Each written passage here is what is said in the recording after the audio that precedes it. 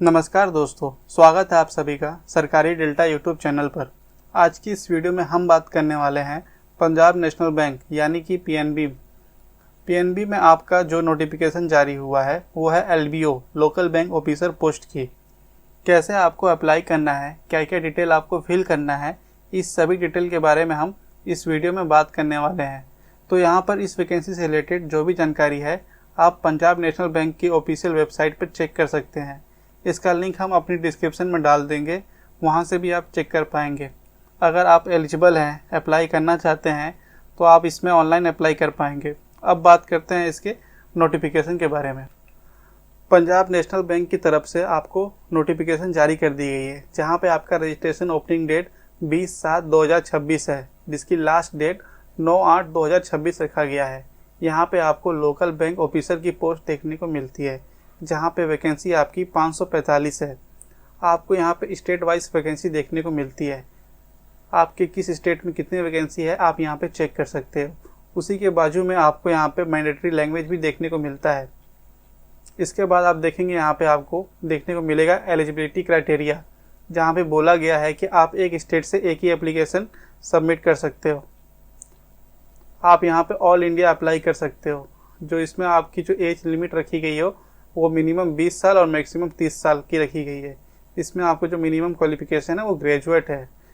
जिस स्टेट से आप अप्लाई करना चाहते हो उस स्टेट का आपको लोकल लैंग्वेज आना चाहिए, रीडिंग, राइटिंग, स्पीकिंग आना चाहिए। इसके बाद आपसे 1 साल का आपका जो है एक्सपीरियंस भी मांगा गया है, ये आपके पास होना चाहिए। दोस्तों, जो भी जानकारी है, जो भी डिटेल है, वो एक बार नोटिफिकेशन को रीड आउट करके चेक जरूर कर ले और इसके बाद ही आप इसमें अप्लाई करें। अब हम बात करते हैं इसके अप्लाई प्रोसेस के बारे में। अप्लाई करने से पहले आपको यहाँ पे पंजाब नेशनल बैंक की ऑफिशियल वेबसाइट पे आ जाना है। यहाँ पे आपको देखने को मिलेगा click here to new register, यहाँ पे आपको क्लिक करना है। इसके बाद आपको कुछ ऐसा इंटरफेस देखने को मिलेगा जहाँ पे आपका फर्स्ट नेम पूछा गया है। आपको यहाँ पे आपका फर्स्ट नेम डालना है, यहाँ पे आपका फर्स्ट नेम कंफर्म करना है। उसके बाद अगर आपका मिडिल नेम है तो मिडिल नेम डाल के यहाँ पे आपका मिडिल नेम कंफर्म करना है। उसके बाद आपको यहाँ पे लास्ट नेम डालना है, लास्ट नेम भी आपको यहाँ पे कंफर्म करना है। उसके बाद आपको यहाँ पे मोबाइल नंबर डालना है, फिर आपका यहाँ पे फिर से मोबाइल नंबर कंफर्म करना है। अगर आपके पास कोई अल्टरनेट मोबाइल नंबर है तो आप उसे भी दे सकते हो। फिर आपको यहाँ पे आपका ईमेल एड्रेस डालना है। इसके बाद आपका यहाँ पे डोमेन सिलेक्ट करना है। इसके बाद आपको यहाँ पे ईमेल प्लस डोमेन लिखना है। जैसे आपने यहाँ पे email+@gmail.com लिखा, तो ये सारा चीज़ आपको यहाँ पे लिखना है। उसके बाद आपको यहाँ पे सिक्योरिटी कोड डालना है। उसके बाद आपको यहाँ पे सेव एंड नेक्स्ट पे क्लिक करना है। इसके बाद आपको वेरिफिकेशन का ऑप्शन देखने को मिलेगा, जहाँ पे आपको OTP वेरिफिकेशन करना है। यहाँ पे आपको पहले कैप्चर भरना है। उसके बाद आपका यहाँ पे मोबाइल नंबर डाल के सेंड OTP पे क्लिक करना है। उसके बाद आपको OTP डाल के वेरीफाई करना है। ठीक इसी तरह आपको यहाँ पे ईमेल एड्रेस डालना है। उसके बाद सेंड OTP करना है। OTP डालने के बाद आपको OTP वेरीफाई करना है। इसके बाद आपको नेक्स्ट पे क्लिक करना है। इसके बाद आपका रजिस्ट्रेशन कंप्लीट हो जाएगा। यहाँ पे आपका रजिस्ट्रेशन नंबर और यहाँ पे आपका पासवर्ड देखने को मिलेगा। इसके बाद ऑप्शन आता है फ़ोटो एंड सिग्नेचर का। यहाँ पे आपको आपका फ़ोटो अपलोड करना है। यहाँ पे कुछ गाइडलाइन दी गई है, यहाँ पे आप इसको चेक कर लेंगे। इस गाइडलाइन में आपको देखने को मिलेगा कि आपकी जो फोटोग्राफ है उसका बैकग्राउंड लाइट कलर या फिर वाइट बैकग्राउंड होना चाहिए। इसका जो साइज होना चाहिए वो 20 KB से 50 KB के बीच में होना चाहिए।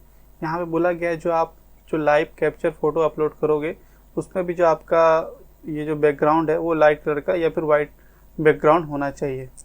फिर आपका यहाँ पे आता है सिग्नेचर का ऑप्शन। सिग्नेचर में आपको यहाँ पे देखने को मिलेगा कि एक आपको वाइट पेपर में ब्लैक पेन से आपको सिग्नेचर करना है, जिसका जो फाइल साइज़ है वो 10 KB से 20 KB के बीच में रहेगा। आप अपने हिसाब से ये पूरा रीड आउट कर लेंगे। उसके बाद आप अपना डॉक्यूमेंट अपलोड करेंगे, फ़ोटो और सिग्नेचर को। इसके बाद आपको यहाँ पे आना है। यहाँ पे आपको ब्राउज पे क्लिक करना है और आपका फ़ोटो यहाँ पे अपलोड करना है। यहाँ पे आपको टिक करना है, यहाँ बताना है कि जो आपकी फ़ोटो है वो 6 महीने से पुरानी नहीं है। उसके बाद ऑप्शन आता है आपका लाइव कैप्चर इमेज का। यहाँ पे आपको कैप्चर फ़ोटो पे क्लिक करना है और आपका फ़ोटो कैप्चर करके यहाँ पे अपलोड करना है।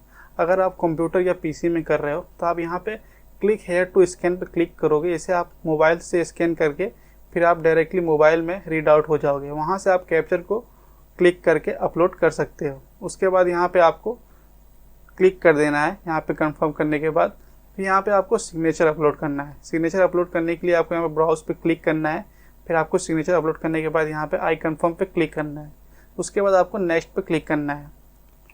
फिर इसके बाद आपको यहाँ पे डिटेल्स का ऑप्शन देखने को मिलेगा, जहाँ पे आपको यहाँ पे बेसिक डिटेल फिल करनी है। आपको यहाँ पे पूछा जाएगा कि आपका स्टेट कौन सा, आप किस स्टेट से अप्लाई करना चाहते हो वो आपको बताना है। फिर उस स्टेट की आपको लोकल लैंग्वेज को सिलेक्ट करना है। फिर यहाँ पे आपसे पूछा जाएगा क्या आप उस लैंग्वेज जिसको आपने सिलेक्ट किया है, मेरी केस में गुजराती है, तो क्या आपको वो लोकल लैंग्वेज आपको लिखना पढ़ना समझना आता है, तो आपको वहाँ पे यस पे क्लिक करना है।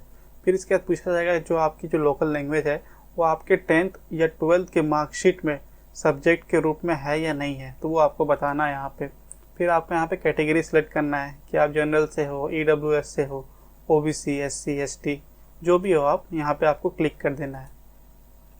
उसके बाद यहाँ पे आपको पूछा जाएगा कि आप PH कैटेगरी से हो तो आपको वो बताना है, नहीं हो तो आपको सिंपली नो पे क्लिक कर देना है।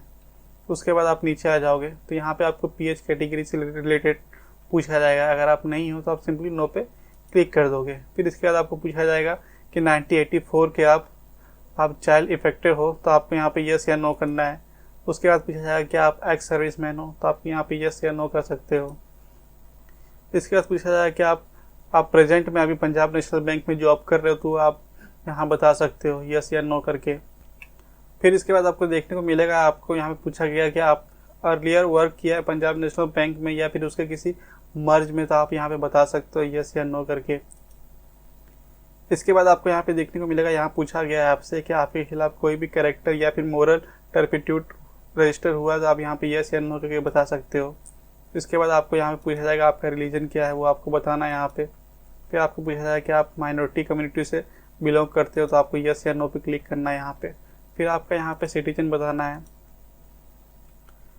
फिर इसके बाद पूछा गया यहाँ पे inter any 2 ID cards details. यहाँ पे आपको आपका आधार कार्ड सिलेक्ट कर लेना है। यहाँ पे आपका आधार कार्ड के बाद यहाँ पे फिर दूसरा आपका पूछा गया है कि आपका यहाँ पैन कार्ड वोटर कार्ड में से किसी को एक को भी सिलेक्ट कर देना है। यहाँ पे आपको आधार कार्ड का नंबर आ जाएगा, यहाँ पे आपका पैन कार्ड का नंबर आ जाएगा। फिर आपको यहाँ पे जो है कंसल्ट कर लेना है आधार कार्ड के ऊपर। फिर आपको यहाँ पे आधार कार्ड का नंबर डाल देना है। फिर उसके बाद आपको यहाँ पे आपका स्टेट बताना है, आप किस स्टेट में आप एग्ज़ाम देना चाहते हो, उस स्टेट का आप सिटी बताना है, आपके किस सिटी में आप एग्ज़ाम देना चाहते हो। फिर आपको यहाँ पे पर्सनल डिटेल पे आ जाना है। यहाँ पे आपको आपका डेट ऑफ बर्थ बताना है, मंथ, ईयर, डेट, ये सब बताना है आपको। फिर आपका जेंडर बताना है, मेल फीमेल। फिर अगर आप जुड़वा भाई बहन हो तो आपको वो बताना है, नहीं हो तो सिंपली नो पे क्लिक कर देना है। फिर आपको यहाँ पे मैरिड स्टेटस बताना है कि आप अनमेरिड हो, मैरिड हो, ये आपको बता सकते हो। फिर आपको यहाँ पे फादर नेम बताना है, फिर इधर मदर नेम बताना है आपको। उसके बाद आपको यहाँ पे प्रेजेंट एड्रेस का ऑप्शन देखने को मिलता है, जहाँ पे आपको अपने हिसाब से एड्रेस फिल करना है। आपका डिस्ट्रिक्ट क्या है, स्टेट क्या है, पिन कोड क्या है, वो बताना है। फिर उसके बाद आपका जो परमानेंट एड्रेस है वो बताना है यहाँ पे। अगर आपके केस में प्रेजेंट और परमानेंट एड्रेस सेम है तो आपको यहाँ पे सेम एस पे क्लिक कर देना है। उसके बाद आपको यहाँ पे GST बताना है, प्रेजेंट हो कि परमानेंट हो, या आपको इसके बाद वैलिडेट योर डिटेल करना है। वैलिडेट और डिटेल करने का एक फ़ायदा ये है कि अगर आप वैलिडेट डिटेल पे क्लिक करते हो तो आपने अगर कोई भी इन्फॉर्मेशन आपकी छूटी होगी तो रेड डॉट में आ जाएगा, जिसे आप सुधार करके वापस वैलिडेट करना है। उसके बाद आपको सेव एंड नेक्स्ट पे क्लिक करना है। इसके बाद आपका क्वालिफिकेशन का ऑप्शन आता है, जहाँ पे आपको बताना है आपने किस स्ट्रीम से आपने क्वालिफिकेशन किया है। फिर आपका जो पासिंग ईयर है वो आपको बताना है।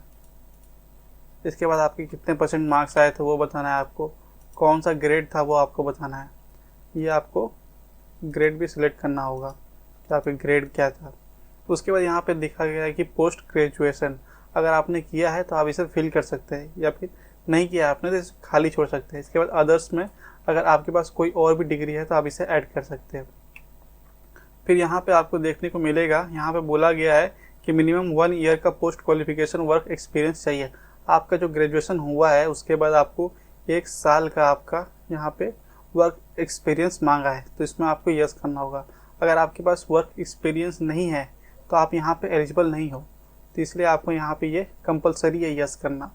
उसके बाद आपको पूछा गया कि आप प्रेजेंट पे वर्किंग हो या नहीं हो। अगर हो तो आप यस पे क्लिक कर सकते हो। उसके बाद आपको यहाँ पे बताना है आप किस में हो, कमर्शियल बैंक में हो, सब्सिडरी बैंक में हो, आप जिस भी बैंक में हो आप बता सकते हो। फिर इसके बाद नेम ऑफ ऑर्गेनाइजेशन बताना है आपको, किस बैंक में हो आप। फिर आपका यहाँ बताना नेम ऑफ सब्सिडरी क्या है आपका, वर्ड कैटरेट क्या है आपका, आप कब से हो आपको वो बताना है। यहाँ पे मैं अपने हिसाब से सिलेक्ट कर रहा हूँ, आप अपने हिसाब से डिटेल भरिएगा। फिर यहाँ पे लिखा हुआ कि नेचर ऑफ ड्यूटी, आप वहाँ पे कौन सी ड्यूटी करते थे ये आपको बताना है। इसके बाद आपको यहाँ पे ईयर आपका अपने आप कैलकुलेट होके आ जाएगा कि आपका कितने साल का एक्सपीरियंस है।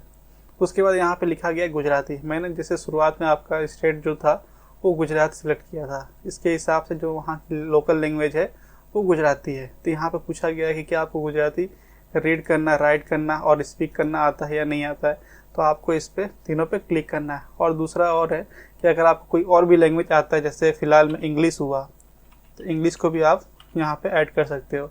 उसके बाद यहाँ पे आप बता सकते हो कि रीड, राइट, स्पीक मुझे आता है ये सब। उसके बाद आपको वैलिडेट योर डिटेल पे क्लिक करना है। उसके बाद आपको सेव एंड नेक्स्ट करना है।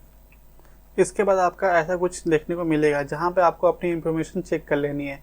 अगर आपका इन्फॉर्मेशन सब सही है तो आपको यहाँ पे आई एग्री पे क्लिक करके कंप्लीट रजिस्ट्रेशन पे क्लिक करना है। अगर आपको लगता है कि आपकी इन्फॉर्मेशन में कोई गलती हो गई है तो आप इसे बैक करके उसे सुधार लेना है। सुधारने के बाद फिर आना है, आपको आई एग्री पे क्लिक करना है, फिर आपको कंप्लीट रजिस्ट्रेशन पे क्लिक करना है।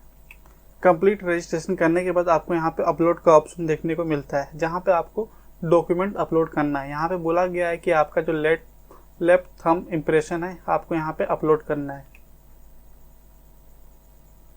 कुछ इस प्रकार आपको आपका लेफ्ट थंब इम्प्रेशन डालना है। उसके बाद आपको यहाँ पे ओके पे क्लिक करना है। यहाँ सबमिट हो गया है। फिर आपको यहाँ पे पूछा गया है हैंड राइटिंग डिक्लेरेशन, जो आपको यहाँ पे अपलोड करना है। ये जो हैंड राइटिंग डिक्लेरेशन है ये आपको नोटिफिकेशन में देखने को मिल जाएगी। देखिए दोस्तों, अगर आप नोटिफिकेशन में पेज नंबर 21 पे आते हो तो आपको यहाँ पे हैंड राइटिंग डिक्लेरेशन का ऑप्शन देखने को मिलता है, जहाँ पे बोला गया है कि आपको वाइट पेपर में इंग्लिश राइटिंग में आपको ब्लैक पेन से लिखना है, जिसकी जो साइज है वो 50 KB से 100 KB के बीच में रहेगी। आपको लिखना क्या है, आपको लिखना ये जो आई है, आई लिखा हुआ, इसके डैश जो दिया हुआ है, यहाँ डैश में आपका नाम आएगा। उसके बाद यहाँ पे हरबरी डिक्लेरेशन जो भी ये सब लिखा हुआ है सब आपको ये वाइट पेपर में ऐसा ये डिट्टो छाप देना है। उसके बाद आपको अपलोड करना है। मैं आपको दिखाता हूँ कि आपको कैसे लिखना है। दोस्तों, आपको कुछ इस प्रकार आपको यहाँ पे डिक्लेरेशन लिखना है। यहाँ पे जैसे कि आई के बाद मैंने अपना नाम लिखा हुआ है। उसके बाद ये सब जो नोटिफिकेशन में लिखा हुआ था इसको मैंने ब्लैक पेन से वाइट पेपर में उतार दिया है। फिर इसको अपलोड कर देना है। अपलोड करने के बाद यहाँ पे पूछा गया है post graduation qualification work experience, जो आपके पास जो 1 साल का एक्सपीरियंस था उसका जो PDF है उसको आपको यहाँ पे अपलोड करना है। उसके बाद यहाँ पे पूछा गया है एजुकेशन क्वालिफिकेशन डॉक्यूमेंट के बारे में। आपका जो यहाँ पे 10th 12 की मार्कशीट हुई, आपने जो डिग्री किया है उसकी जो मार्कशीट हुई, ये सब कुछ आपको यहाँ पे कंबाइंड PDF करके यहाँ पे अपलोड करना है। आपको सब एक ही PDF में आना चाहिए। उसके बाद यहाँ पे अपलोड कर देना है। अपलोड करने के बाद आपको यहाँ पे कैप्चर फिल करना है। कैप्चर फिल करने के बाद आपको सेव एंड नेक्स्ट पे क्लिक करना है। अपलोड के बाद दोस्तों आपको यहाँ पे पेमेंट का ऑप्शन देखने को मिलेगा। पेमेंट के ऑप्शन में पहले आपको यहाँ पे अगर आप चाहो तो एप्लीकेशन प्रिंट भी आप निकाल सकते हो। एप्लीकेशन प्रिंट निकालने के बाद आपको यहाँ पे पेमेंट करना है। पेमेंट जो आपकी रहेगी वो 1180 रुपये रखी गई है।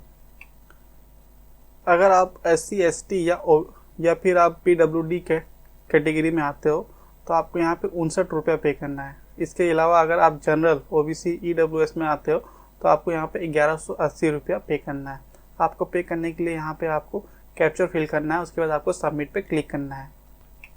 उसके बाद आपको कुछ ऐसा इंटरफेस देखने को मिलेगा जहाँ पे आपको पेमेंट मेथड में credit card, debit card, net banking, UPI, wallet, आप किसी से भी यहाँ पे कर सकते हो। अगर आप UPI पे क्लिक करते हो तो यहाँ पे आपको स्कैन करने के लिए आपको शो QR कोड का ऑप्शन देखने को मिलता है। यहाँ पे इसको क्लिक करोगे आप तो आपको यहाँ पे QR कोड शो होगा, जिसमें आपको 1180 रुपया पे करना है। पे करने के बाद आपको इसके लॉग आउट हो जाना है। पेमेंट करने के बाद ऑटोमेटिकली आप लॉग आउट हो जाओगे। इसके बाद आपको यहाँ पे लॉगिन करना है। लॉगिन करने के बाद आपको यहाँ पे रजिस्ट्रेशन नंबर, पासवर्ड डाल के कैप्चर फिल करना है। उसके बाद आपको यहाँ पे एप्लीकेशन प्रिंट का ऑप्शन आएगा। फिर आपको यहाँ पे एप्लीकेशन प्रिंट कर लेना है। प्रिंट को आपको सही सलामत संभाल के रखना है, जिससे आपको भविष्य में काम दे। दोस्तों, अगर आपको ये वीडियो पसंद आई हो और इससे आपको कुछ जानकारी मिली हो तो वीडियो को लाइक, शेयर और चैनल को सब्सक्राइब जरूर करें। साथ ही में बेल आइकन को भी दबा दें ताकि आने वाली सभी सरकारी भर्तियों की अपडेट आपको सबसे पहले मिल सके। अगर आपके मन में कोई सवाल है तो नीचे कमेंट करके ज़रूर पूछें, मैं आपकी पूरी मदद करने की कोशिश करूँगा। मिलते हैं अगली वीडियो में एक नई भर्ती, एक नई अपडेट के साथ। तब तक के लिए धन्यवाद। जय हिंद।